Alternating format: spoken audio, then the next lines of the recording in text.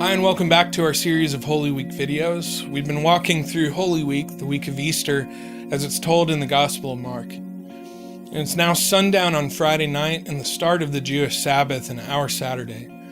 Jesus has just been laid to rest in a tomb by Joseph of Arimathea, a prominent member of the Sanhedrin who just tried Jesus and sentenced him to die. We don't get much insight about Joseph's motivation, but Mark does tell us in chapter 15, verse 42, that Joseph was looking forward to the coming kingdom of God. He'd been looking forward to the Messiah's arrival and all that the prophets pointed to, the Messiah who would be God in flesh and make the world right with God.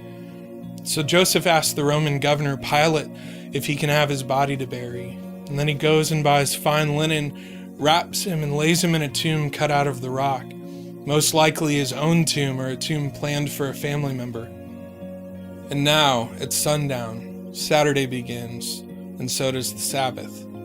It's the mandated day of rest. No work is to be done on the Sabbath, not even preparing of food, and everyone hunkers into their own homes for the day. Mark's writings go dark on Saturday. There's absolutely nothing written. There's just this pregnant pause in Jerusalem. And Jesus' followers practice the Sabbath, but it's different now. It's a day of mourning. Their friend, their teacher, their pastor, rabbi has just been publicly executed, and two of the women even saw where he was laid to rest. The Jesus movement has come to an end for them. And so maybe he wasn't even who he said he was. Maybe he wasn't God at all. Surely if he were the Son of God, God himself, he'd have saved himself, right? They'd seen Jesus raise Lazarus from the dead just a handful of weeks before. They'd seen Jesus raise the widow's son back from the dead in Nain, and a man named Jairus' daughter. So why wouldn't he bring back himself? Why wouldn't he have saved himself all that pain and suffering? Why did he keep his mouth shut as the Jewish leaders brought false accusations against him? This Sabbath leaves us with far more questions than it does answers.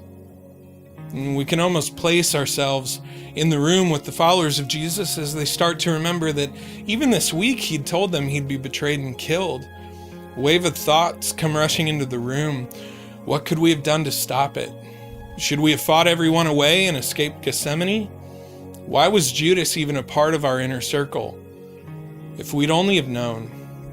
If only we'd have stayed away. If only.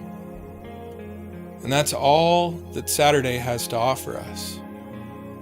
For all they know, they're going to start over, go home. And for most of them, go back to work they did before they started following Jesus. Go back to fishing, go back to working in finance, but go back. And as night comes, the Sabbath ends, but the grief doesn't. Thanks again for joining us today as we walk through Holy Week, as it's told in the Gospel of Mark. We hope you have a great Saturday, and if you don't have a home church to celebrate Easter with tomorrow, we'd love to have you be our guest at Hueytown First Methodist. We have a 10 a.m. traditional service and an 11 a.m. modern service we call Thrive, but we hope you'll join us or find another church you love to celebrate that even though Friday and Saturday bring pain, suffering, and grief, Sunday's coming. Join us tomorrow as we find out the rest of the story.